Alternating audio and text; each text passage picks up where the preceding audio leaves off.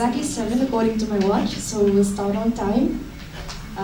My name is Ashley Lalremruati, Ehsaas Woman of Aizawl, and it's a great honor to welcome you all to the Right Circle, organized by the Prabhakaitan Foundation.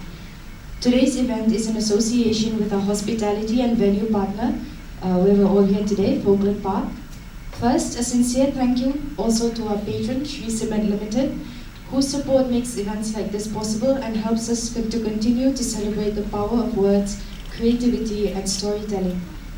This evening, we have the privilege of hosting a conversation that we've very much been looking forward to.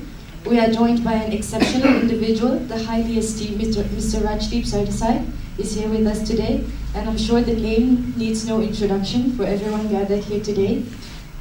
He is known for his journalistic integrity, insightful commentary, and a deep understanding of the world we live in. And I understand this is your first time in Mizoram as well, so a very warm welcome to you, sir. Before the evening proceeds further, allow me to say a few words about the Prabhakaitan Foundation. PKF, or the Prabhakaitan Foundation, is a non-profitable trust committed to humanitarian and socio-cultural causes. The late Dr. Prabhakaitan established it as a charitable trust in the early 1980s. Based in Kolkata, it is committed to supporting women's empowerment, gender equality, literature, culture, and performing arts. The late Dr. Prabhakaitan was an eminent Indian philanthropist, social worker, entrepreneur, and feminist who established the foundation and strongly believed in unity in diversity. The foundation has a number of multifaceted initiatives, including the Right Circle, which we're holding here today, as well as Kalam, Akar, Kitab, and Authors Afternoon, and many more. These fall under the diverse verticals of literature and language, culture and heritage, social welfare, and women empowerment. The Right Circle, which is our program today, serves as a vibrant platform within the foundation's literary endeavors.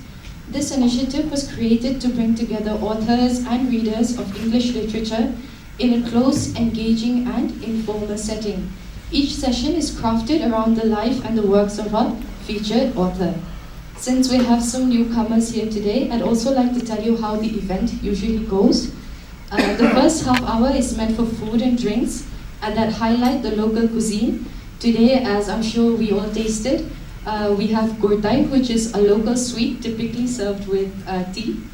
And we also have buban, or sticky rice, and both of them have been served today with a little bit of a modern twist. After the conversation, which will take roughly 40 to 45 minutes, the hour will culminate in an interactive dialogue with the audience. And today we'll try to take as many questions as possible. So I hope the audience is prepared for that as well. We are also elated to share that the 3-time Grammy Award winner, Ricky Kesh, the man behind the anthem and signature caller tune of Prabhakaitan Foundation, has curated 12 amazing musical pieces for the video invites of events and social media platforms. The music of the month for March is Echoes of Exhilaration. Now, allow me to introduce you all to the author for the evening. Mr. Rajdeep Sardesai is an award-winning senior journalist, author, and TV news presenter. He entered television journalism in 1994 as political editor of New Delhi Television, or as we know it, NDTV. He has an extensive and decorated career. He was the founder editor of the IBN 18 network, the managing editor of NDTV 24/7 and NDTV India. Currently the consulting editor and lead news anchor of the Indian Today Group. He has over 3 decades of journalistic experience in print and television. He has won more than 50 awards for journalistic excellence. His previous books on the Indian elections, 2019, How Modi Won India, and 2014, The Election That Changed India, are national bestsellers. And his latest book, 2024, The Election That Surprised India, was recently released, and it's what the conversation today will be centered around. Our conversationalist today is Amelia Lalremdiki Sailo, Ehsaas Woman of Mizoram, who has a strong passion for literature and cultural discourse. So let's sit back, relax, we'll enjoy a beautiful evening of conversation. Once again, I welcome you all to the Right Circle. And without further ado, I request Mrs. Amelia and Mr. Sardesai to take your seats and please kickstart the conversation. Thank you. Good Evening, everyone. It's an honor and a privilege, I'll say it again, to welcome you to Aizawl today. How was your journey from the airport to the city? First of all, thank you very much, Amelia, for having me here. Thank you very much for having me here in Mizoram. It's wonderful to be here in Aizawl, and there's a special reason for that. Over the last 37 years of doing journalism and before that in life, I have traveled to 27 Indian states. Today is the 28th. And that completes all the 28 states. Unfortunately, Jammu and Kashmir at the moment is not a state, but I'm including that and making it 29. But to be in Aizawl completes for me a very special journey. I think it's therefore a day for me to celebrate. So thank you very much for having me to your wonderful state. It's great to be here in Mizoram. So thank you. But I was very excited when I was told that I'm traveling from Mizoram, from Aizawl to Shillong to Dimapur, but the place that struck out for me was Aizawl, because I wanted to come here actually 2 years ago for the elections. And unfortunately, Mizoram's elections coincided with elections, I think, of the 3 or 4 big Hindi heartland states. Yes. So typically, your focus then shifts to all those big states, and you don't get enough time for Mizoram. But I can promise you this, actually it was interesting. Sorry to give a long answer, but I think the Mizoram counting took place the day after the other 3 states counted, the next morning. So we actually did a full show on it from a studio, but I realized I knew so little that I was hugely embarrassed. And I promise you that the next time the election is there, I will first come to Mizoram, travel through the state, and then do the program in a TV studio. It might increase my knowledge a little bit more. But yeah, so it's a special moment, and as I was coming in, I sort of, Danny, the driver, was explaining various things to me, and I was just happy to be here. So thank you very much for having me, and to the Prabha Khaitan Foundation. Actually, before I start the interview, I'll say I was very nervous to do this interview because you're usually on the other side doing the interview, asking people all the right questions, getting out all the meaningful conversations. So to be on the other end, I was a little nervous. Then I started reading your book. And then it's not a book that I would pick up from a bookstore, to be honest, but it's a book that I'm glad I had to read because of this interview, because I learned so much from it. And then I read this line from your book: "To the Indian voter, for their remarkable capacity to surprise." And then it struck me, this particular sentence, it put a smile on my face, because it reminded me the power of self and the power of the individual, the power of a single vote, and that's what this book was about. So although we are small, we are mighty. So that's what I learned from this book, and that's why I wasn't too nervous anymore to do this interview. That your book gave me the courage first to do this interview, and the confidence also. It reminded me the power in conversations like this, and the importance of reading books that are written with passion like this one. So thank you. So my first question is, this is your 5th book, if I'm not mistaken. Can you tell me a little bit about your passion for reading and for writing? I think I actually believe everyone has one book in them. It could be 5 pages, it could be 500 pages. Everyone has a story to tell, a unique story to tell. Actually, the first book that I attempted was way back in 1992-93. That was when there were these riots that took place in Mumbai and the bomb blasts. And I was a young journalist, and a group of young journalists in the Times of India got together, and we brought out a book called When Bombay Burnt. But nobody knew us. There was no television in those days. Nobody read the book as a result, which is a pity, because there was, in those days, people published 500 books. I mean, a particular book would have at best 500 copies. But it's a book worth reading, because I think it will tell you what happened in Mumbai in 92-93. And I believe, for me as a journalist over the last 37 years, that has been the most traumatic experience in my life. I think any of us would face that if a city you grew up in is bombed, or a city that you grew up in has a divide between Hindus and Muslims of the kind that took place in. It took me a lot of time to sort of come to terms with it. So sometimes in life, when you're faced with these situations which you're uncomfortable with, writing a book is a good thing to do, because you're able to step back. It's a very lonely thing to do. I used to get, to write this book, because I have a TV show in the night. I used to get up at 5 in the morning.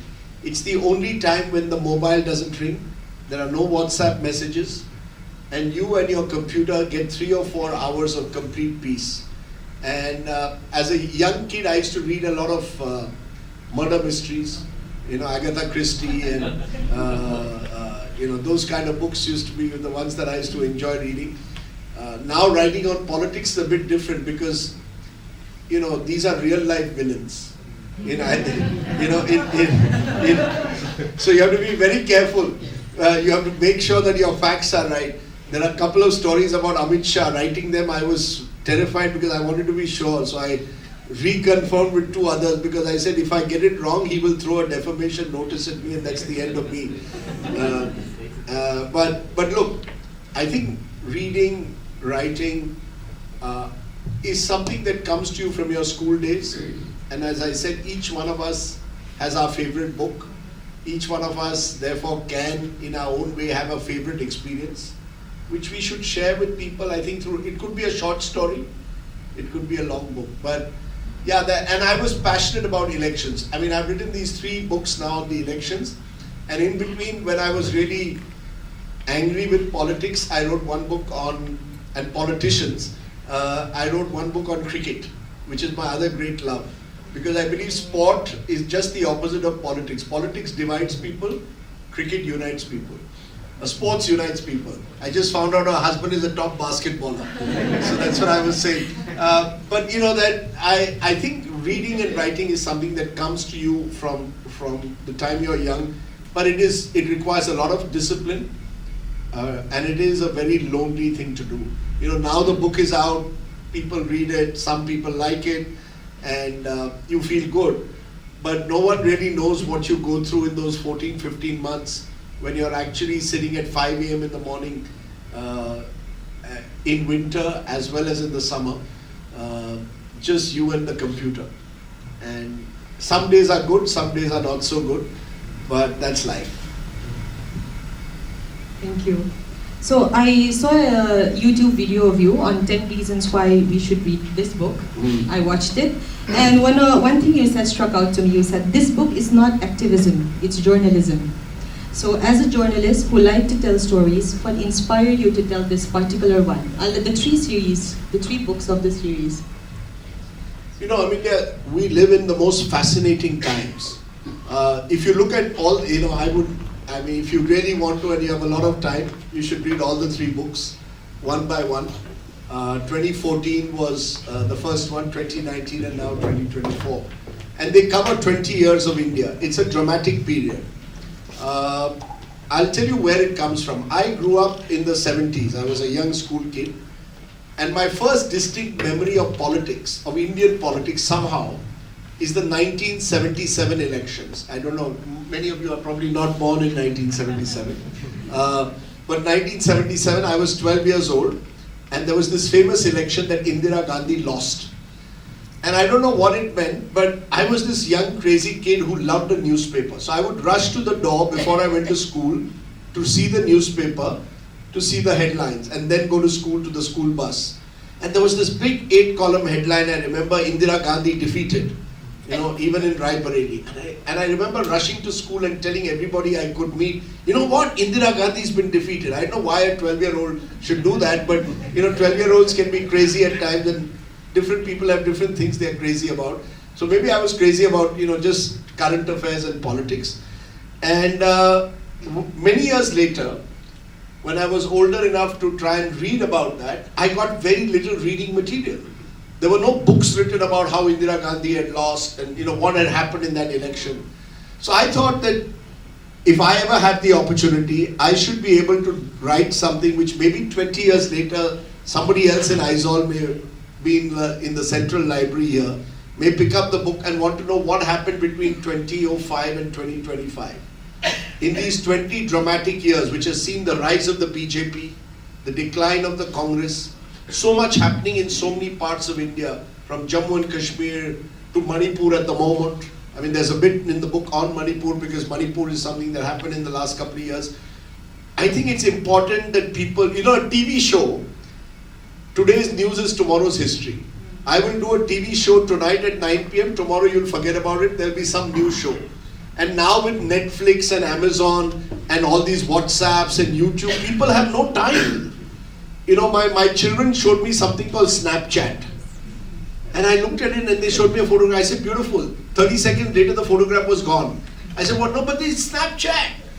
So in this new world where people are, you know, even doing programs on Instagram, today's news is tomorrow's history. But I believe that it's important to document history, to tell people what happens and be honest about it. You know, an activist, I think, goes with an agenda. I have no agenda but telling you the truth.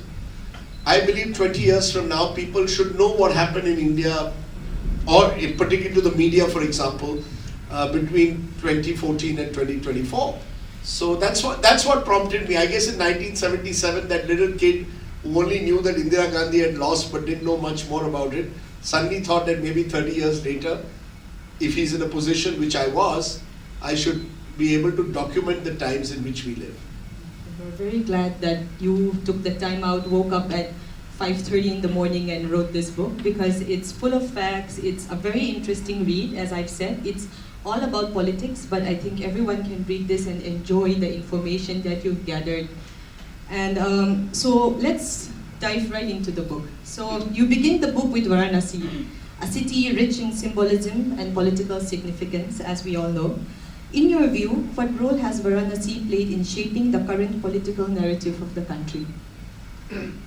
You know, Varanasi is this incredible city. I don't know how many of you have been to Varanasi or Banaras. It's one of the oldest cities in the world. You know, my first impression when I first went was, what a dirty city. You know, and then I was taken by this old chronicler of Varanasi who took me through the by-lanes, and he tried to explain to me that even in the squalor and dirt there is actually beauty, because it is an ancient city. It's a city which, and you know, then you go to the Ganga, there is, it can be quite magical, especially in the evening when you're sitting by the river. And then suddenly, you know, it strikes you the antiquity of this country. This country is a, you know, millennial country. You know, when people tell me what will happen in India 10 years from now, I said, forget about 10 years. This is a country that, you know, works in centuries. You know, 10 years is nothing in the life of a country like India. So, whenever I've gone to Varanasi, I've always remembered that this is an ancient city. And I think Narendra Modi, who is a very, very clever politician, you know, the line between clever and, let me not go to the other, he's a very thin one, but he's a clever politician. And a clever politician like him comes from Gujarat and chooses Varanasi, almost as he says, his karma bhumi, where he will, as the place where he will represent that place as an MP. And I think it was a very, very intelligent thing to do, because he was then identifying himself almost with that ancient civilizational ethos. And by going, you know, thereby showing himself not just as a leader of Gujarat, but a leader of India, connecting ancient India to the modern. And therefore, I think Varanasi is a good starting point, especially because in this election, everybody you met in Varanasi said, oh, Prime Minister Modi is going to win by 10 lakhs.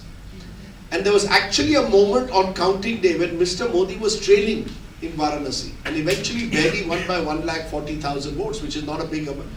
Now, I thought that in a sense surprised people. So since the title is the election that surprised India, I think sometimes voters can tend to surprise you, and it starts with Varanasi, where obviously it was a much tougher fight than we had imagined. But I think Varanasi is a good place to start discovering ancient India. And you know, India is a continuum. Unless you discover the past, you will never understand the present. And therefore I started off in Varanasi. The book starts off by the banks of the Ganga. So let me read one paragraph from the book. On the election road, we encountered many voices that conflicted with our mood of the nation surveys, ordinary men and women who complained about inflation, unemployment, paper leaks in recruitment exams, local corruptions, and arrogant leaders. On the same paragraph, you also wrote, In trying to introduce rapid infrastructural change, many traditional occupations in the regions have been sacrificed. So from those paragraphs, I want to ask you this. Based on your observations and experiences, how powerful are the voices and narratives of ordinary people, everyday people, in shaping societal change? And also, in the pursuit of modernization, whether of individuals or of their living spaces, do we risk erasing culture, heritage, and in turn diminishing their sense of identity? You know, that's a wonderful question. You should be writing a book around that. But that is really, in a way, you know, one of the, let me put it in a context. I spend most of my time as a working professional in a television studio in Noida. Now, Noida, which you wrote about. Yes, and Noida is a one small little part of this large subcontinental sized country called India. Now, sitting in a Noida studio, we tend to get the same people into the TV studio. One from the Congress, one from the BJP, one from some other party, and they will say the same things, usually shouting at each other with a lot of noise, right? And that noise becomes like surround sound, which almost affects you. And so you don't get a glimpse of real India. You get caught in studio India. In fact, as a joke, I tell people that if you really want to watch news TV now, you should only watch it in two situations. One, if there is someone in your family who has low blood pressure and you need to increase their blood pressure. Or if there is someone in your family who's in coma and you need to wake them up. But the context that I'm trying to give is that because you're sitting in a television studio in Noida, in a country of 1.4 billion people, you can get carried away by the voices that you hear close in the proximity of Noida without recognizing that there's an India out there where there is so much changing, and dramatically so. Some of the things that I mentioned here, the paper leaks, for example. You know, it requires an election for us to go travel around the country, meet young people who unfortunately have spent, say, 5-6 years studying for an exam. Exam takes place and then the paper is leaked. So the exam gets cancelled. And then they're waiting for a new exam or waiting to be recruited again. Almost 10 years of their lives are gone. Now, we don't tell their stories unless it's election time and we actually go and meet them. You know, you will see all these lovely large skyscrapers coming up in Mumbai. But what we forget is those skyscrapers often are built over slum colonies which have suddenly been destroyed. And where have those slum dwellers gone?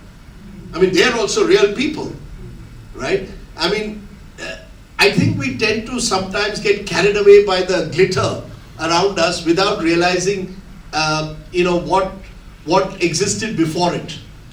And this may be as true in Mizoram as it may be true in any other part of the country. The point I'm trying to make, Amelia, is that we are such a diverse country that our diversity cannot be captured by one television studio sitting in Noida. And I think and that's why I think the election also surprised people like us, who thought we knew. You know, you see one Ram Mandir being built and you think that's, you know, entire Uttar Pradesh will now be carried away by a Ram wave. That doesn't happen. India has lots of little mini battles taking place in different parts. It's an incredibly diverse country. And so therefore when I wrote that, I mean, I was trying to sort of reflect upon the fact that, you know, even to build the Ram Mandir in Ayodhya, because you wanted to attract more tourists, you're widening the roads. As a result of widening the roads, a number of the old houses are being demolished. People live there.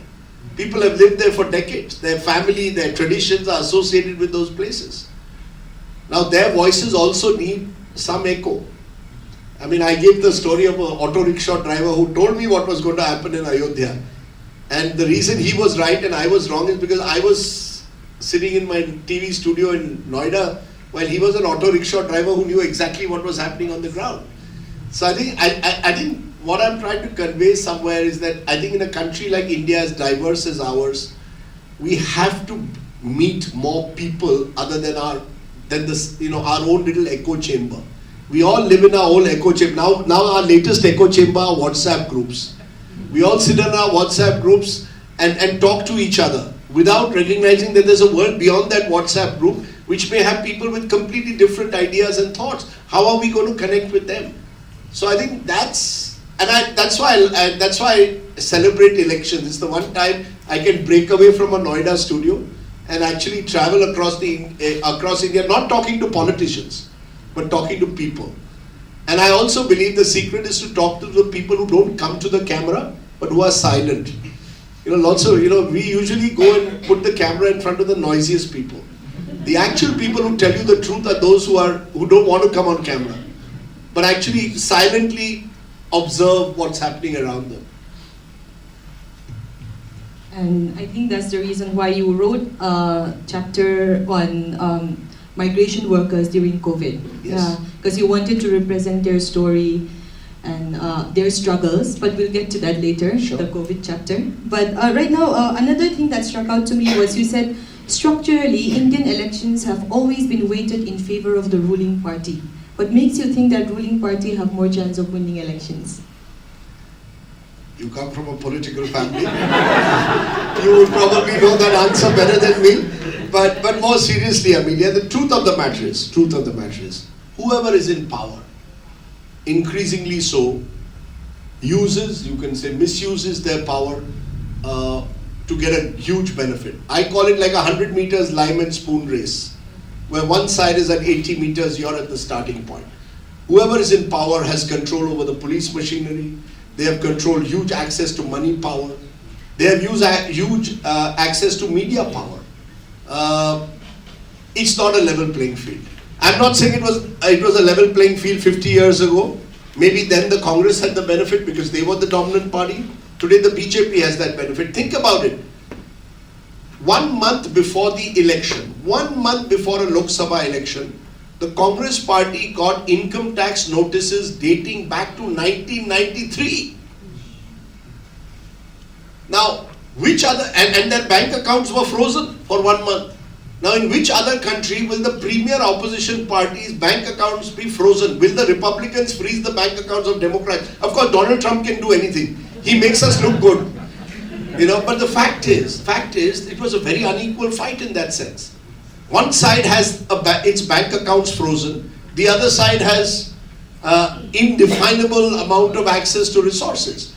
So in that sense, I fundamentally believe we don't have a level playing field left when it comes to elections in this country. And that is true of the center, it's true of the states.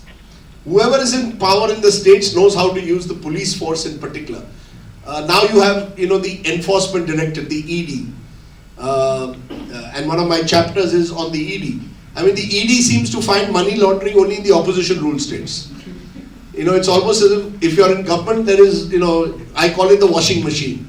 You go through a washing machine. If you switch sides, all the cases against you also get dropped.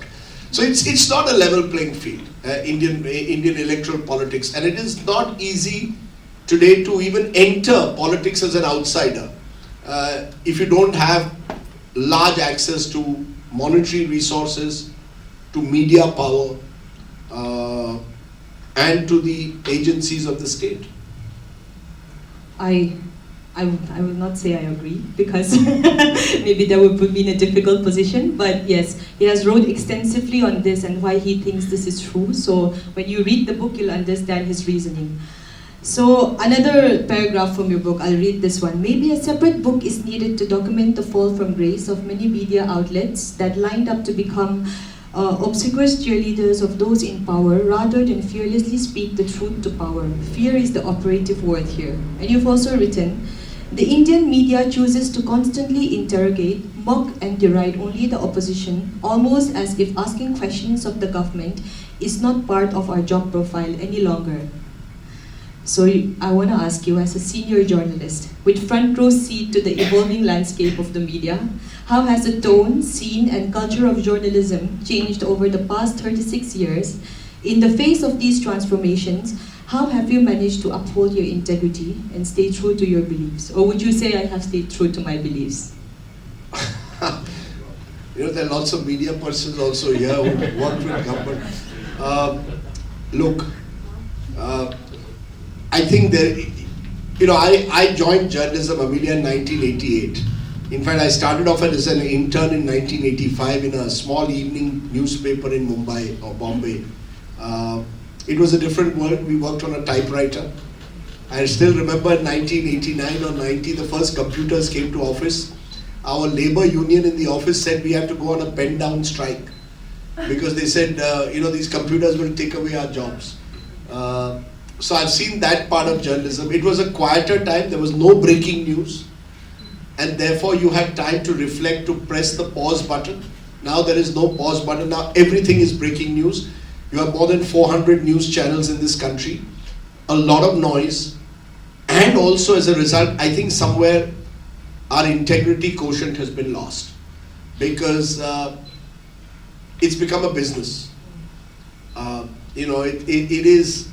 Everyone is looking at the revenue model above all else. And once you get into those revenue pressures, then the government knows how to squeeze you. Because the government is the biggest advertiser. In this country, till a few years ago, the top 2 advertisers on television, number 1 was government. Guess who the number 2 advertiser was? The number 2 advertiser was Baba Ramdev. Now, how are you ever going to then question Baba Ramdev and his Patanjali enterprises if he's the number 2 advertiser? So I think what has happened over time is that media outlets are struggling with their business model. How are 400 news channels all going to survive?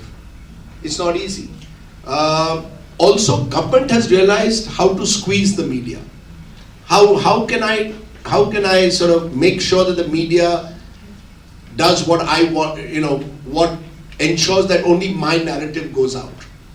Because the government controls the purse strings in a way.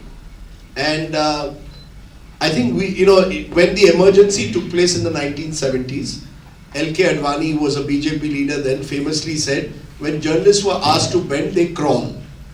They crawled at that time. Now I say when journalists are asked to bend, they do a full Sakshtan Namaskar. That in Hindu where you completely lie down prostrate. And that's what's happened. And I feel unfortunate. But it's not always, 2 months ago or 3 months ago, Manmohan Singh passed away. Now, we all may have our different views on Dr. Singh. Many people say that, he was a very weak prime minister. He was not maybe he was all of that. But one quality that man had was that he never personally tried to ever or his team never tried to put this daily pressure on the media.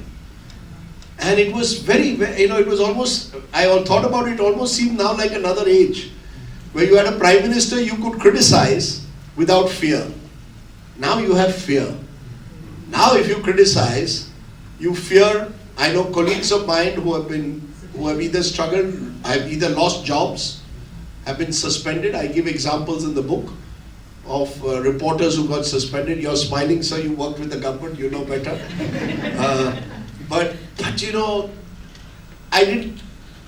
when I joined this profession, I guess when you're young, you're idealistic, you believe everything will be, will be like a garden of Eden. It's not. No profession is. So we've gone through a very tough time. And I hope that, we recognize what these times mean. That, if you don't have a free media, you don't have a true democracy. The heart of democracy is the ability to tell people the truth. And you said you're coming to the COVID chapter, but, even before that, let me sort of, one of the things that struck me, World Health Organization says 40 lakh Indians died during COVID. The government of India says about 4.5, 4.8 lakh Indians died during COVID. What's the truth? Who's going to tell us the truth? Now, we can't only go by what the government says. We have to be able to have the confidence to be able to come out with the truth. And there are many such instances. Demonetization. What impact did it have on the lives of people? How is it that cash is now so freely available back again in wherever we go? So I think unless you're able to question, interrogate, challenge the government, democracy gets weakened. And that is our strength. I believe we are, that's our big difference with, say, China. That we are still a democracy where people can, in gatherings like this, at least speak, in a way that perhaps you can't in other countries. We need, therefore, a free media, open media, which is able to tell truth to power. I completely agree. As we studied as a journalism student, we used to say that media is the fourth pillar of democracy. So I hope we can uphold that in better terms. That sounds very nice, you know, all these things sound like fourth pillar. At the moment there only seems to be one pillar. Yeah, in the book also you talk about Pradeep Gupta and his accuracy in predicting election results. You also mentioned that news channels, on fearing backlash from the Modi government, decided not to telecast his predictions. You wrote, I agreed to show his numbers as part of a poll of polls feature on India Today. So I want to ask you, how do you navigate between journalistic responsibility and potential repercussions? Look, I think, look, in life, if you just look at life very different, I mean, you know, all of us in our own way are worried, whatever job we do, what will be the repercussions of something we do or don't do.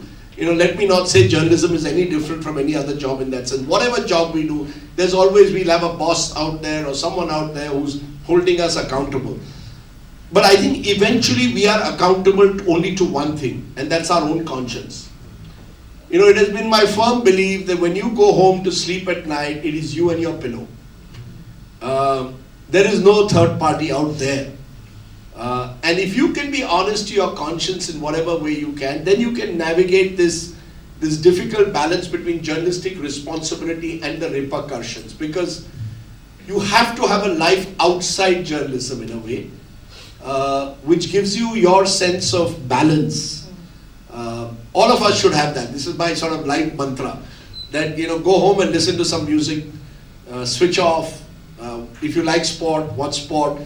But if you make your profession your obsession, then somewhere it catches up with you and your mind can, you know, it can skew up your mind.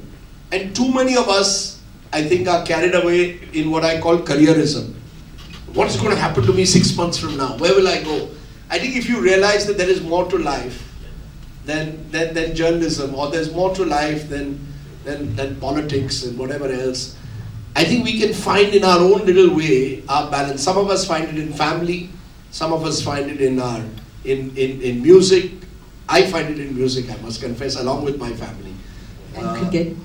And cricket, yes. You know, I watch every night before I go to sleep, I watch actually a 10-minute video of some old cricket match, about 50, 60 years old. Because when you see something which reminds you of nostalgia is a good way to switch off, at least for 10 minutes. So I listen to old Hindi music, that is 1950s and 60s, and I listen. But I think each one, you see, journalistic responsibility is about what you do at that moment, just being as honest as you can to what you see before you. If every time you're doing a story, you're thinking, if I put out this story, what would be the repercussion? I still remember Manipur, you know, just a couple of years ago. Many news channels were not even willing to carry Manipur, because the moment they would reflect upon Manipur, it would show the government in bad light. And they didn't want to do it. I remember this story which I mentioned in the book also about this Manipur MLA, Bunga Singh Balte. He was badly tortured. He was badly tortured, and I was stunned. I met him he was living in a home in Delhi. And I had no clue of what had happened, and I was shocked when his family told me what had happened to him. And nobody from government had even come to meet him, even though he was a BJP MLA. And trust me, you know, when I told the story, you know, lot of channels sort of were not even willing to sort of follow it up. I was hoping they would follow it up, you know, make it a big issue. How can an MLA be tortured like this, left to die, and he come? Because they were so worried about the repercussions. You know, should we be showing? I said, you know, where is your humanity? At the end of the day, Bunga Singh Balte, forget which party he belongs to, which state he belongs to, he's a person who's been targeted and tortured. His story must be told. I mean, that's what we were taught in journalism school. Or, you know, at the end of the day, you're telling the stories of people. You're a storyteller. People's stories have to be told. So, I think, you know, it's this whole thing of, you know, the repercussions of what we do sometimes prevent us from telling stories. And I really feel, I call it the tyranny of distance, and I'm saying it here in Mizoram, that, you know, imagine if what had happened to a Bunga Singh Balte near Imphal, just 1 kilometer away from the Chief Minister's residence, happened to someone in Delhi or Mumbai. what impact would that have had on the conscience of the people, the so-called collective conscience of this country? It's almost as if you live in Manipur, in that sense you're a lesser citizen in the eyes of the media. And I find that unacceptable, frankly. So I hope that, that, and therefore you shouldn't worry about repercussions, you should just tell the story. There are so many, thank you, sir. There are so many topics to cover in this book. So tonight's conversation will be a little longer than our previous sessions. So I want to cover everything in the book. So if not, like at least the major points.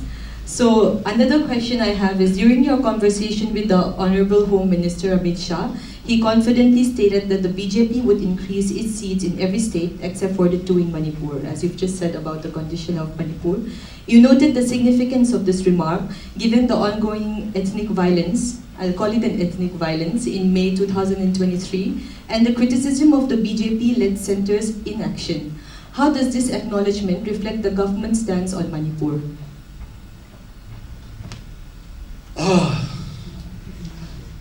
Look, let's be also honest, it's not an easy situation for any government. It's not as if violence in Manipur only broke out 2 years ago. Manipur over the last 20, 30 years, Naga Kuki violence has taken place in the 1990s. There have been various militias which have operated in that state. It's not an easy state to govern. It's a state where the Metes dominate the Imphal Valley, but the larger territories occupied by Kukis and Nagas. Not easy. You will know more about this state than I will. I only feel this, and this is my problem with governments increasingly. The human connect is missing. The empathy, the healing touch.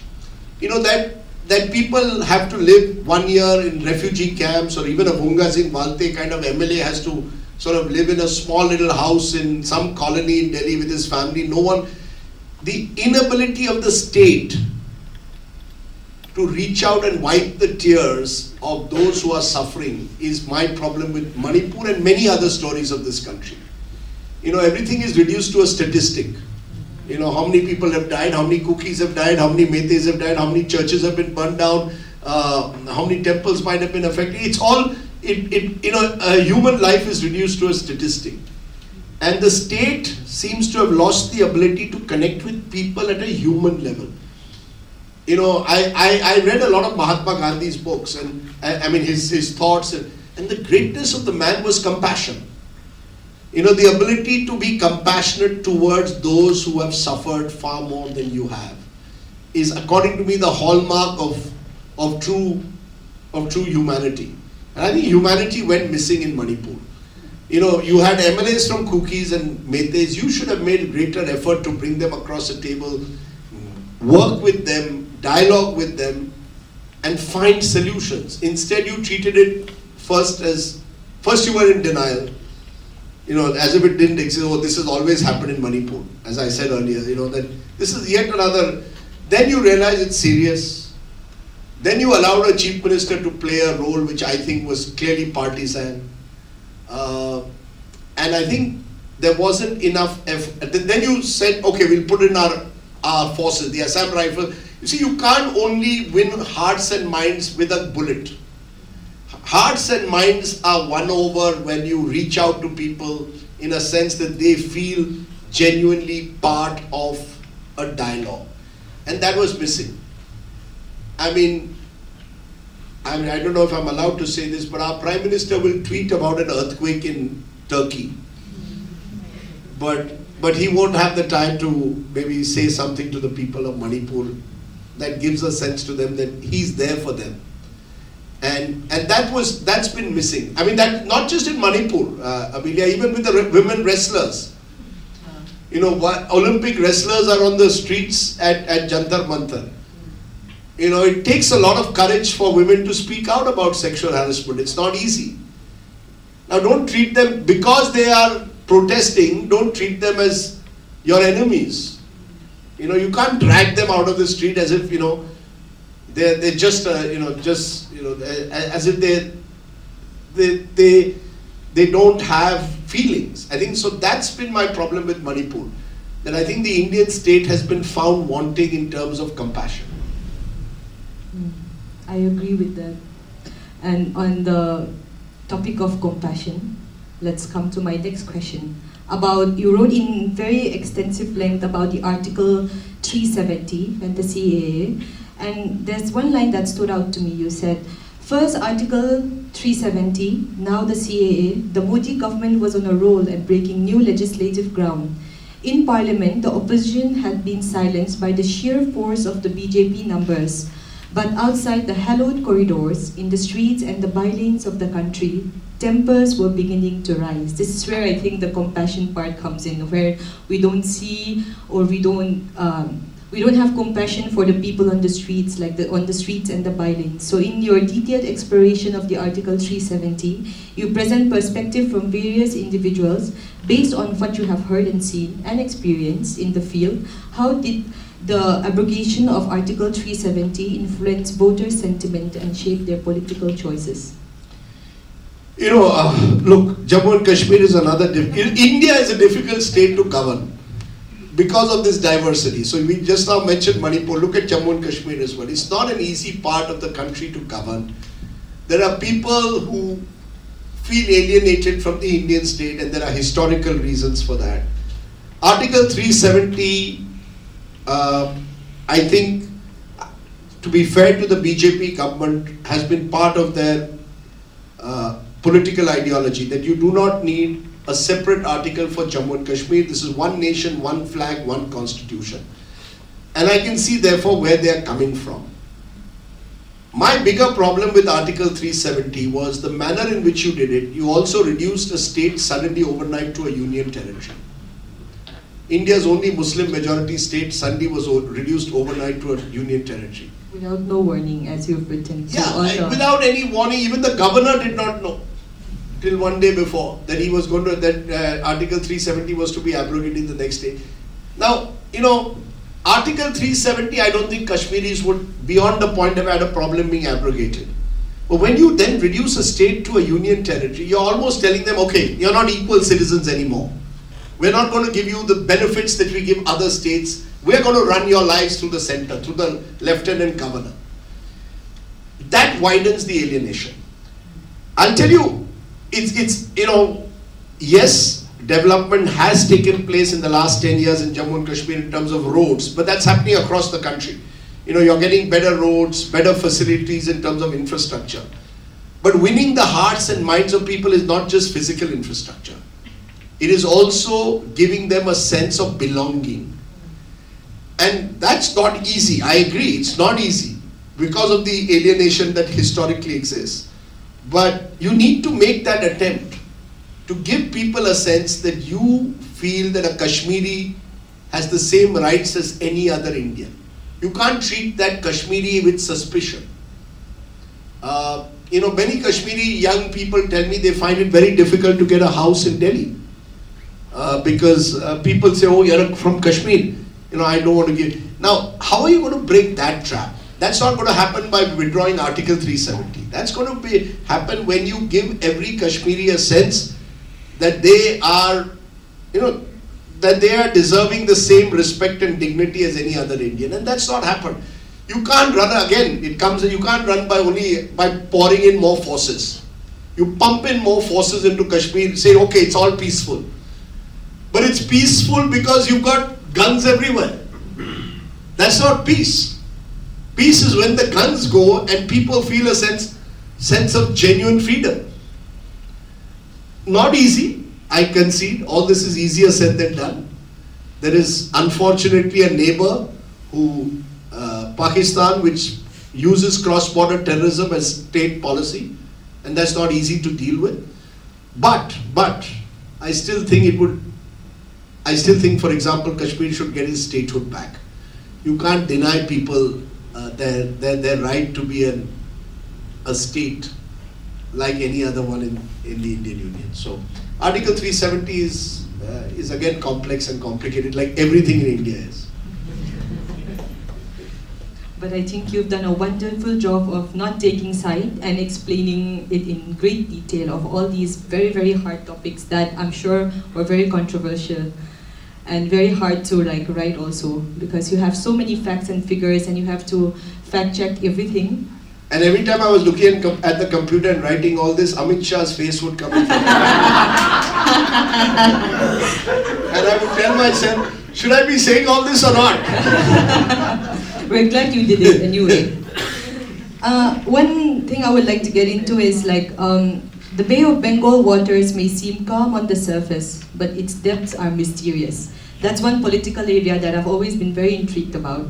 So I want to ask you, Bengal remains uncharted territory for the BJP, and as it strives to establish a stronghold in the state.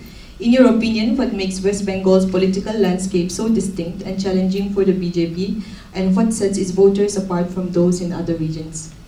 Okay, first of all, a caveat. I have a slight conflict of interest when I write on Bengal. My wife is now a MP from the Trinamool Congress. So I'm very careful. It's one of the states I did not travel to during the elections as a result. But I'll tell you what the story. See, there are parts of the country, 2 or 3 states in India, which have a very distinct cultural identity of mainland India, if I may be allowed to use that word. Tamil Nadu. The other side of the chicken. Okay. Tamil Nadu is one of them, Kerala to some extent, and Bengal. Bengal has such a distinct cultural regional identity that unless you're able to truly identify with that culture and that region, you're somehow seen as an outsider. So when Amit Shah goes to say rural Bengal speaks in Hindi, the Bengali people can't fully identify with them when compared, let's say, to a Mamata Banerjee, who at the end of the day is a woman of the soil. So I think the BJP's challenge in Bengal has been, you have this Hindutva ideology, which is based on a certain homogenization. One religion, one culture, when actually we are very diverse. So the moment you go into a Bengal, you have to appreciate and respect the Bengali culture, their diversity, their uniqueness. If you go to Tamil Nadu, you have to appreciate their linguistic diversity. They will tell you Tamil is a far more ancient language than Hindi ever was. The Bengalis feel far more strongly about a Satyajit Ray, Rabindranath Tagore than they will feel of any sort of Hindi sort of filmmaker or a Hindi writer. So I think that's been the BJP's challenge. How do they embrace cultural diversity? To be fair to them, they're making an effort. They're doing it in the Northeast. In the Northeast, their policy is what I call mergers and acquisition, M&A. So if you can't win a state, just acquire the party. So Arunachal Congress one day overnight becomes BJP. There are chief ministers here, including Biren Singh in Manipur, who was once a former congressman, and they've all switched sides. And that's been the history of large parts of the Northeast. Whoever is in power in Delhi, you tend to do your deals with them. It's even happened to some extent in Mizoram. The truth of the matter is, Bengal, I think, is distinctive because of its cultural identity, and that makes a party like the BJP will. So as I mentioned in the book, one of the things the BJP attempted in Bengal was to try and make Saurav Ganguly their leader. Ganguly backed off at the last moment. In fact, hospitalized. He went and said, I've had a heart attack or mini heart attack. He found out that Amit Shah was going to fly into Kolkata and suddenly went into hospital saying, I need a stent, or had a stent put in. Now no one knows whether the stent was put in or not, but if Ganguly says so, you've got to believe him. But they tried, right? So they need a local. You need, in some parts of the country, unless you can create local heroes, local leaders. Mamata Banerjee, like her or not, is completely identified with the soil of Bengal. She dressed in a white sari, chappals. She comes across as this simple Bengali man. I say man because sometimes Bengalis mix up their genders. If you see them speaking particularly in Hindi or English, she will speak, I'm a simple man. I've heard her say that. I've heard Mamata Banerjee once tell me, I'm a simple man. So I went, no ma'am, you're a woman, no. But that's another question. So I think unless you can create that sort of cultural identity, it will be difficult for the BJP, but not impossible, because the BJP is going to make every effort in every state. They are the most relentless election machine in the history of post-independence India. And they will stop at nothing. Mamta has two advantages at the moment, the factor, which is Mahila, that's women, and Muslims, who still solidly back her. The Muslim will continue to back her. The Mahila, I don't know. But she has done a lot of women-centric schemes which have worked for her. Coming to women, there's one take. I have like 3 more questions, so bear with me. I have actually like 30 questions, but I'll reduce it to 3 more, okay? Yeah, you're doing this like your PhD project. Actually, I took it that seriously. So, in Amethi, you highlighted the contrasting political approaches of Priyanka Gandhi and Smriti Irani, 2 prominent women leaders. How do their strategies reflect the broader challenges and opportunities for women in Indian politics? And what does their political journey reveal about the evolving role of women in leadership? Okay, one thing, you see, if you see the cover of this book, it has a woman on it. And one of the reasons for that, and I credit the sort of artist who put it together, I think women matter now more than ever before in Indian politics and elections in particular. We still have far too few women in politics. I think around only 12 or 14% of the Lok Sabha is women. But every political party today wants the woman vote. They will do whatever it takes to win the woman vote. That has become critical across parties. Priyanka Gandhi Vadra and Smriti Irani represent 2 extremes in a way of the emerging woman politician. Priyanka Gandhi Vadra is benefited from the family surname. I mean, you know, the Gandhis are 5th generation. They are dynastic in that sense. Smriti Irani has come from the outside. I mean, she's a television actor who became a politician. Very, very talented politician, speaks several languages. But I think what has happened is that we have all too few women politicians who are able to create a mass base for themselves. Mamta Banerjee is an exception, Jayalalitha was an exception, to some extent Mayawati was an exception. Most women politicians get attached to some male politician. I mean, Priyanka Gandhi Vadra is still seen through the eyes of being a member of the Gandhi family. There's no independent identity that she has in that sense. Smriti Irani is a politician again who's seen as a beneficiary of the BJP's patronage. Very few women politicians have independent identities of their own. I think India is ready for one. I mean, you know, I genuinely believe that this country needs a strong woman leader with a mass base who's able to cut across various divisions, because I think women are more empathetic. And as I earlier mentioned, one of the things missing in our politics is empathy. And I also believe, by and large, I used to think women were less corrupt than men. After seeing some of our women politicians, I'm not sure of that anymore. That I'm not sure. Corruption involves them all. But I think women politicians by nature will be able to connect with this large aspirational woman out there. And the problem is, how are we addressing women? Okay, we'll give you 1,500 rupees a month. We'll give you, some cash handouts. Free bus rides. Which is important. I mean, I realize, it's not unimportant to give women free bus rides. I realized that in Karnataka. I was in Bangalore, there was this entire bus just outside with 80% of them were women, and the men were sitting in the back of the bus almost cowering while the women were talking loudly, and I thought, terrific. I mean, what more can you ask for? The women are finally asserting themselves through a free bus ride. And many of them told me it's their way of now going out and working, being working women. They want that, sense of liberation and independence.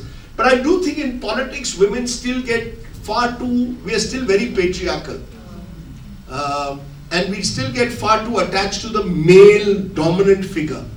But I think India is ready for change. Who's going to make that change? How? I don't know. But if I was a leader of an opposition grouping, I would look for more women leaders. Because I think there is a space today for women to assert themselves in politics more than ever before. They just need, to be given opportunities. That's a very, very good and interesting take. So now I come to my last question. So you wrote, Surely those of us who called the 2024 election, even before the campaign kicked off, were guilty of forgetting the cardinal principle of life and politics. The future is unpredictable, and hence the title of the book, The Election That Surprised India. So on this, I want to ask you this question. You started your book with this: I know we cannot predict the future, but let me ask you, what would you like the future of the country to look like? I think I said it in one of my answers to you. We are a millennial society, going back to antiquity. You know, you go to America and they'll show you something of the 18th century and say, look how old it is. And then I feel like telling them, look, in India we have things 18th century BC. You know, forget about 18th century AD. But so predicting India's future, especially politics, never predict. We are a crazy country. And I give an example in the book. You know, in my home state of Maharashtra, 11 o'clock in the night, I was doing a TV program, and breaking news was Uddhav Thackeray set to become chief minister. Some coalition had been formed, and he was going to be made the chief minister. Next morning, 6:30, I see 6 missed calls from my office. So I ring up, "Sir, where are you?" So I said, "What happened?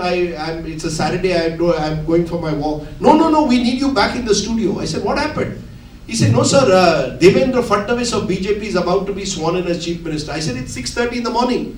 He said, "Yes sir, governor has removed president's rule at 2 a.m. and swearing in will take place in half an hour." Now no other country will governor wake up at 2 a.m. in the morning to remove president's rule, and someone else other than the person whom in the night at 11 a.m. I had said is going to become chief minister, going to be sworn in. In India anything can happen. This is a crazy country. You never know what tomorrow brings. I mean, that's why it's the best country to do journalism in, because Indians do some crazy thing every day. You know, every time somebody tells me it's going to be a dull day, nothing's happening, I say, please don't worry, in India something will always happen. There's never a dull day in India. Now, you're asking me predict the future. How am I to, you know? All I can say is that I think we are the most aspirational country in the world. Every Indian, including in this room, wants his and her daughter or son to have a better life than he or she did. And they will do whatever it takes to break every door to do that. I think when it comes to physical infrastructure, I see it in Mizoram. Of course, my first visit, but Danny was telling me the roads are getting better, bridges are being built. And across India, I see a lot of improvement in terms of physical infrastructure. Better electrification, better roads, better connectivity, better communication. 45% of the world's digital of digital payments on a daily basis are coming out of India. You know, from a fisherman to a top tycoon, everybody's on WhatsApp, everybody's doing Paytm. All of that has transformed India in unimaginable ways. I think the weakness which worries me is the fact that when it comes to education in particular, the quality of education in India, opportunities are very unequal. And unless you can create equality of opportunity in education in particular, India is going to struggle to build its demographic dividend into its large population into a demographic dividend. There'll be a number of Indians who will just get left behind. So what worries me is the inequalities of our society. What is it? 1% of Indians account for 50% of our wealth, or 10% of Indians account for 70% of our wealth. 10% for 70% of our wealth. We are grossly unequal. Access to education, access to health, as we saw during COVID. You know, some people had access to health, some didn't. And it cost people lives. So, you know, we can all, so India is what I call, Amelia, a 50-50 country when I look into the future. This glass is half full and half empty. Most journalists always look at the glass as half empty.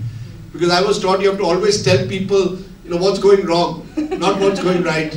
But things do go right in India. We are also, what in Hindi the word is jugaad. We know how to get things done better than most people.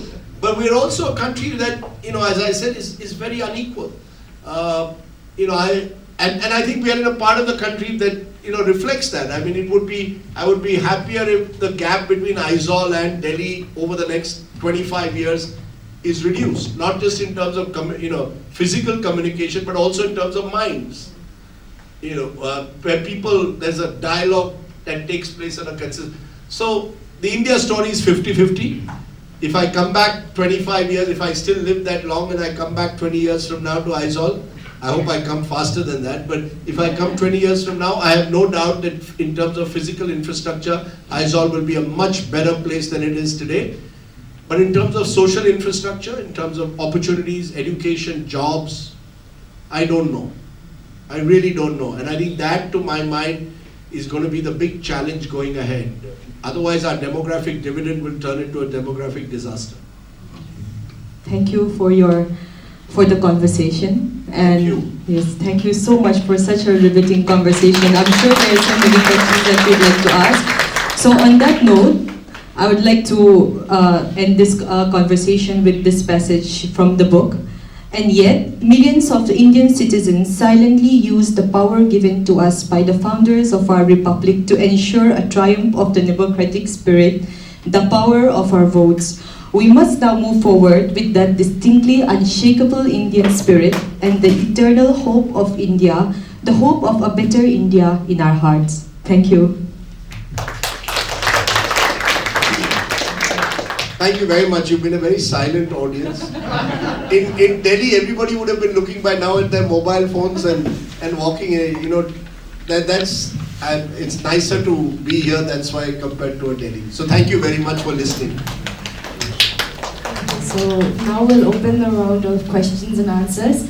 And just for the audience, we're going to limit the audience to one question per person, just because I know that there's a lot of people who want to ask questions.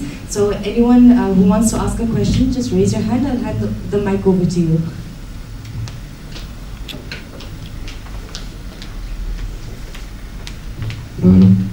Warm greetings, sir. My name is Lalremruati. I'm currently a student of philosophy at Pachong University, this college, as well as being a member of the literature club.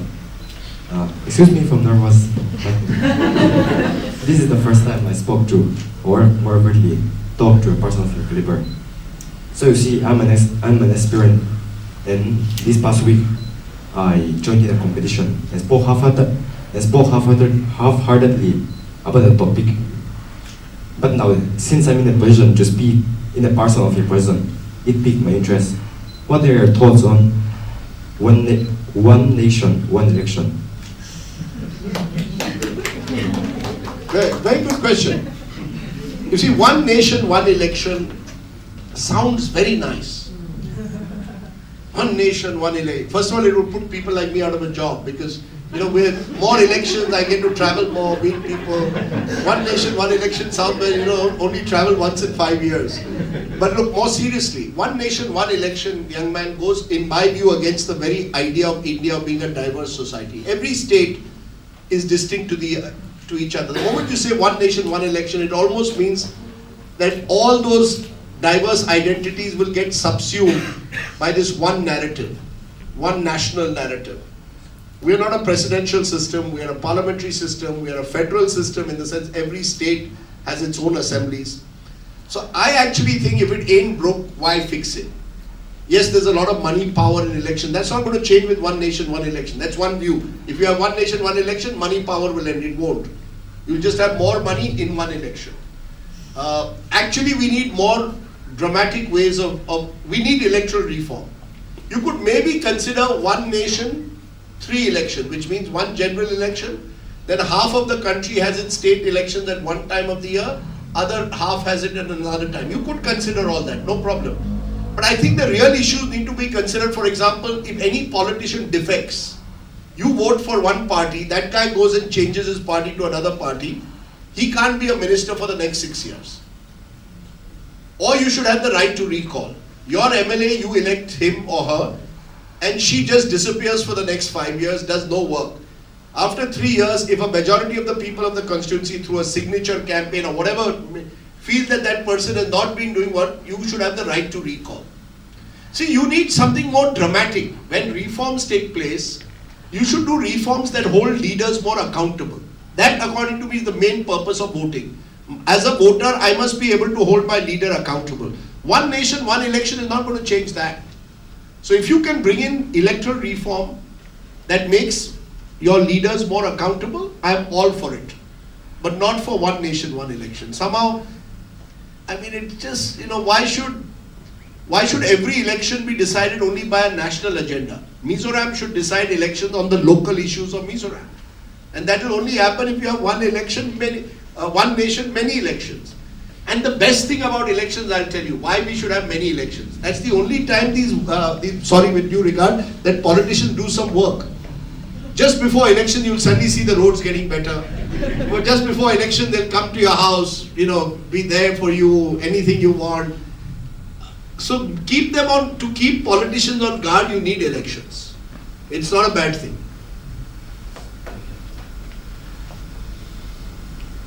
Anyone else?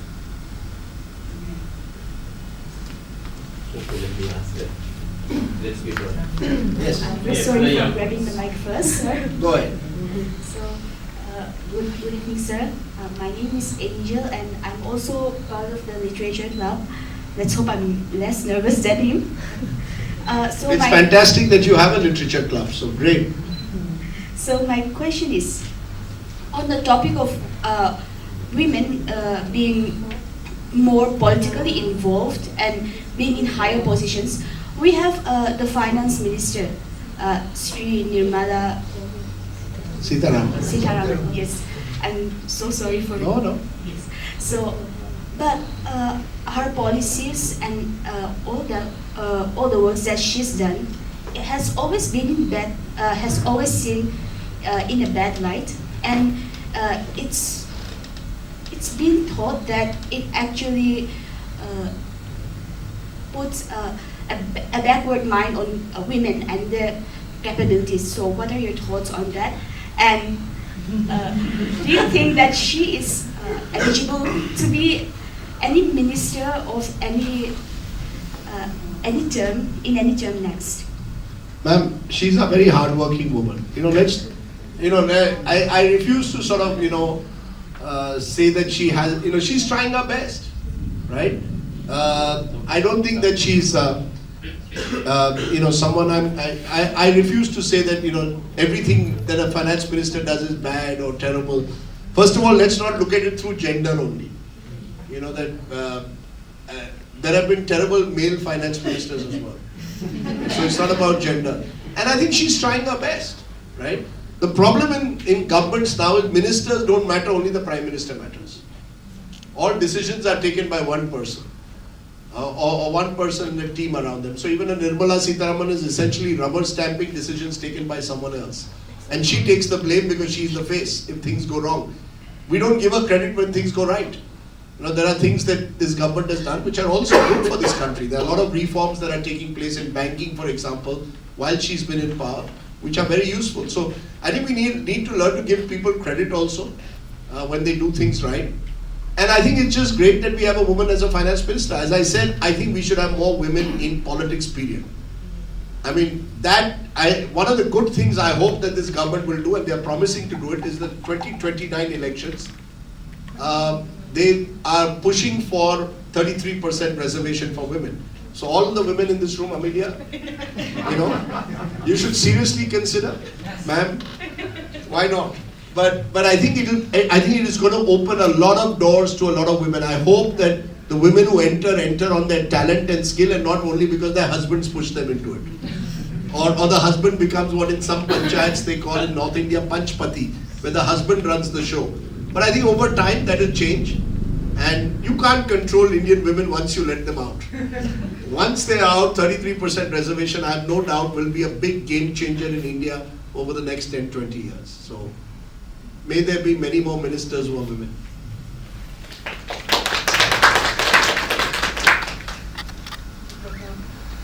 So I hope if the younger ones may have, I'll excuse myself.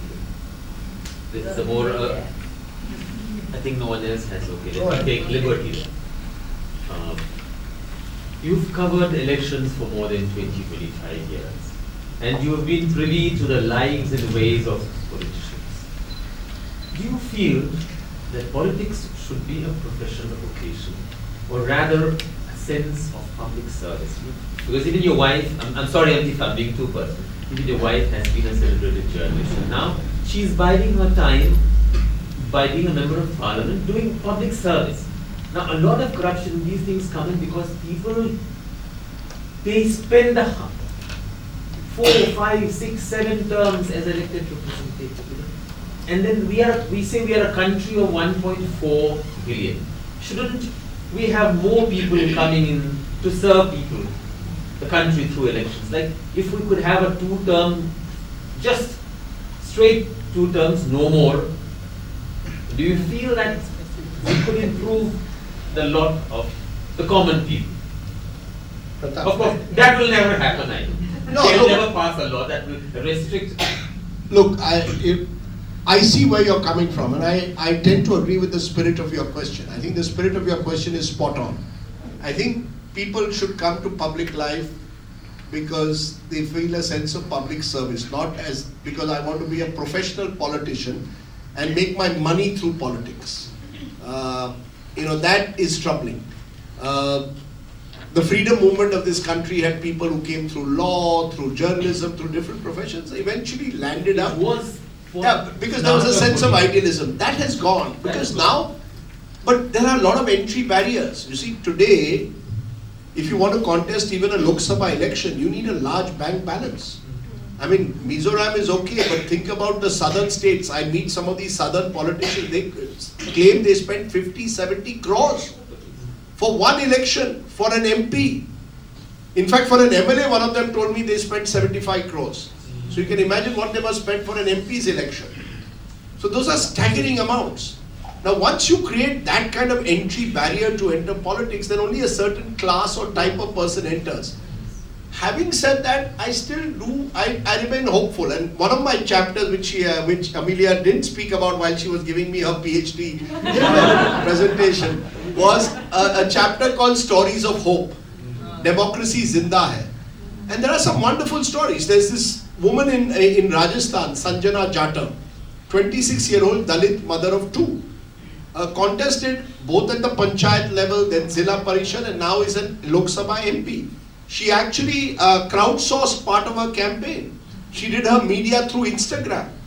Dalit woman got a strong Dalit vote and actually defeated a very big candidate. Similarly, there's a young man, again in Rajasthan, in a place called Baswara. He's a tribal leader. Rajkumar Roy, 31-year-old, goes around with a shirt with New York pasted on it, in the middle from village to village. Again crowdsourced, was on a bike everywhere, defeated a multiple times minister. So I think there is hope. You're right, in a country of 1.4 billion people, we need many more such stories. And we need to, therefore, you need to open up public life to make people feel that there is some idealistic spirit of public service if I enter. Unless you make people feel that way, a lot of young people say, I don't want to be in politics at all. I don't like it. It's too dirty. Lots of young people, very talented, tell me, I don't want to enter politics because we think it's too dirty. And voters also sometimes have strange ways of voting. In Bangalore, Nandan Nilekani of Infosys contested an election and got the lowest votes of a Congress candidate in Bangalore. Now he has every qualification, he's done at least you know that he doesn't need politics to make money. Right? And contesting against him was a professional politician, you're 5-time, 6-time MP. Now that guy knows how to run politics. I have no problem with a 5-time, let's be honest, you can be a multiple-time MP. So I don't agree with the 2-term MP. You can be MP but you have to show some commitment to public service. How do you show that? I don't know. I think we should have 2-term prime ministers. I think the US has got it right. Because then in that limited term, you see, otherwise every prime minister is looking, how do I continue to remain in office? 10 years, 15 years. I think it's nice to have a rotation of prime ministers every 8-10 years. 10 years, let's say maximum. Because then new energies, new ideas, and we need younger people. I mean, I met a leader of the Congress party the other day on a flight, and I said, what next for you? He said, no, I'm still young. So I said, but you're 62? He said, in the Congress party, that's young. So, politics, and across the world, people are becoming prime ministers and all at 40, 45, 48. The energies that you bring when you're 45 is much more than you'll have when I'm 60. So I think we need younger politicians. We need to encourage the young. Rahul Gandhi is now what, 54? But every time everybody talks a youth politician. Hey, you're 54, man. You're 55. You can't be young at 55. But we need more young faces. So I think that we need to find ways of opening doors, Pratap. Maybe young. How old are you? Yes, Mike. 40? 42? No. Let 45? 48. 48. Perfect age to become the next Chief Minister of Mizoram. I don't have that privilege. Why? Why not? Why not? Just throw yourself as a new face of Mizoram. Go around, spend 5 years visiting every house. 12 lakh population. Just knock on every door for 5 years. See, enough of the old guard. Let's get a new young face in. I hope that happens. Two of my friends, my batchmates, are ministers in the present dispensation here. Are you envying them or are you feeling sorry for them? No, but I correct me if I'm wrong. One of the things I saw in the Mizoram election, you've got a chief minister who's a former IPS officer. Yes. And I think there was an attempt made to bring together groupings of movements from civil society, get them into politics. That's how this ZPM, I think, which is good, right? And a lot of the MLAs now are relatively young as compared to MLAs before. Yeah, so I think there are some good signs. There are hopeful signs if a movement can be started. So what Mizoram is doing today, I hope the rest of India does. Allow new faces to come in, professionals from other fields who enter politics out of a sense of public service. I hope we see more of that. I hope lots of you in this room become MLAs.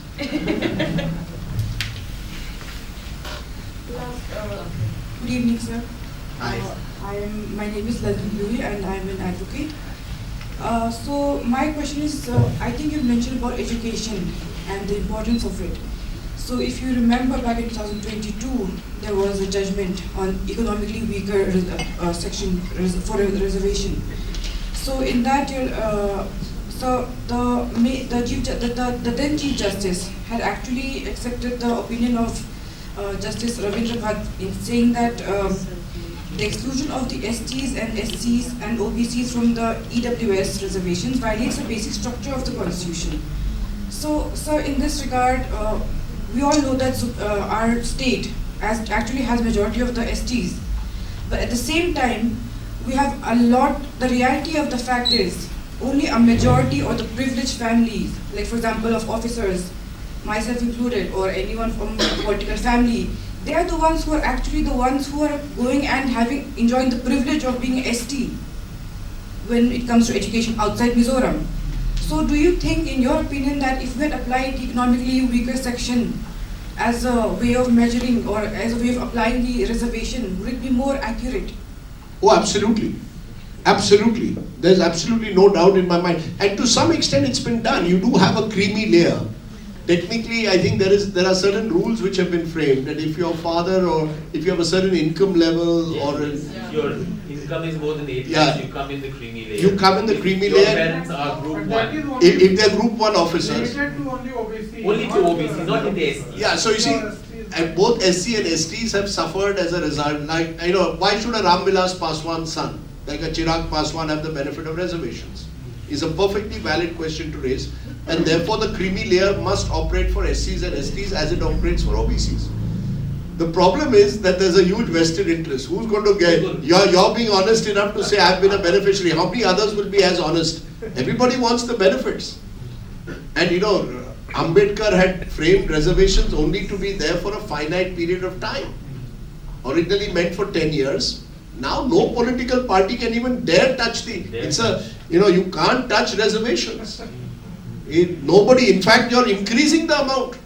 I just saw Telangana has passed a rule, they want to give 42% reservations to OBCs. So total reservations in Telangana now will go up to 80% when you include every category. Plus there is a 10% now reservation for economically weaker sections irrespective of which caste they belong to. Upper caste, 10% for upper caste in a way, but 10% for economically weaker sections. So India is reaching 75-80% reservations. What do you do? My son is a doctor. So my son's great complaint was that Maulana Azad College in Delhi had 3 seats for surgery for ENT and 2 were going to the reserve category. So I said, but that's the way it is. You said, no, why? Isn't that unfair?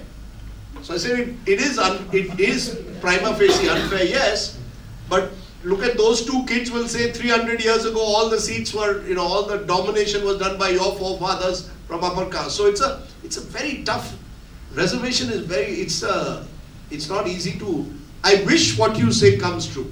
There should be a clear, transparent, creamy layer concept across all groups, OBCs, SCs and STs. Yes, sir, because I realized that when I came back from North India, when I had all those privileges, I realized that a lot of people had potential, but they did not have access.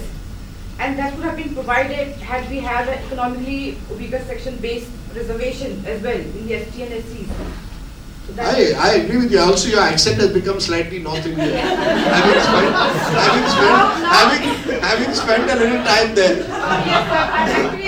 I was actually nicknamed Aizawl born confused Desi also at some point. Desi? ABCD. ABCD. But look, actually one of the good things that's happening in India is that as you travel, people from Mizoram come to Delhi, others go. India in that sense, in its own way, is becoming more integrated. I was in Tamil Nadu last weekend, and all the workers working on labor sites are from Bihar, for example. Now, automatically over time, they also have to learn a bit of Tamil. The Tamilians also have to learn a bit of Hindi to get those guys to work for them. India is bridging a lot of divides. So I mean, as I said, we are a 50-50 country. Reservations is important to lift a lot of people. Without reservation, number of STs, SCs would not have got the benefits that otherwise, they would have been denied the benefits they get, which is good. You need to give them those benefits. But you cannot allow it to become reservations that becomes privilege. See, reservations are becoming privilege for some. That is when reservations become a double-edged sword. But let me put it this way, this was how I told my son. I said, you look at my driver, who, do you really think that he has the same equal opportunity that you have? You sit in a nice air-conditioned room studying for your medical exam. He sits in a chawl with no such facilities in the peak summer. Do you really think you and he are starting at the same point? You're not. He needs a leg up. My son understood it, reluctantly. But it is true, right? I mean, if you come from Aizawl, you need a certain, I think Aizawl, a young tribal girl or boy should get benefits of reservation if his parents had not got it. I think after 2 generations, you should stop. Okay, so we'll conclude the interactive session. Thank you so much for the brilliant answers, and thank you to the audience for the questions. On behalf of the foundation and the team, I would like to express my sincerest gratitude to Mr. Sardesai and our conversationalist, Mrs. Amelia. Thank you both for sharing your insights, your stories, your wisdom with us tonight. Your conversation was very thought-provoking, engaging, insightful, and dare I say, a little bit inspiring as well. We are truly grateful. We are also grateful to be in association with hospitality and venue partner Folkland Park and appreciate them for providing this beautiful space and for their hospitality. A mosaic of cultures forms the backbone of our nation, contributing to its vibrancy and richness. Prabhakaitan Foundation aims to foster unity and appreciation of the rich cultural heritage across India's diverse states, and so our gifts are themed as such. In the same vein, today we are pleased to felicitate our guest with the Mizo Puan. Mizo Puan is a traditional cloth that is woven on a handloom with many variations, each with its own cultural meaning and significance. The traditional Puan remains a staple of Mizo attire, and Mizo Puan has become an industry in itself, inspiring beautiful modern iterations that still connect us to our heritage.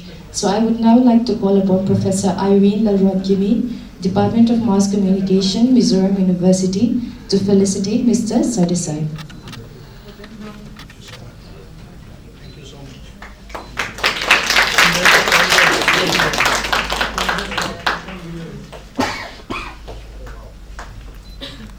This is a version of our Mizo stall. Thank you. Thank you, Professor Irene. As we conclude tonight's event, let us carry forward the inspirations, the conversations, and the thoughts that have emerged from this evening. I hope you leave with a renewed sense of passion for the world of literature and writing. Lastly, I would like to also tell you to please feel free to pick a copy of the book and get it signed by Mr. Sardesai. It's available here and it's free of cost as well. So I suggest you all go home with a book that is signed by the author.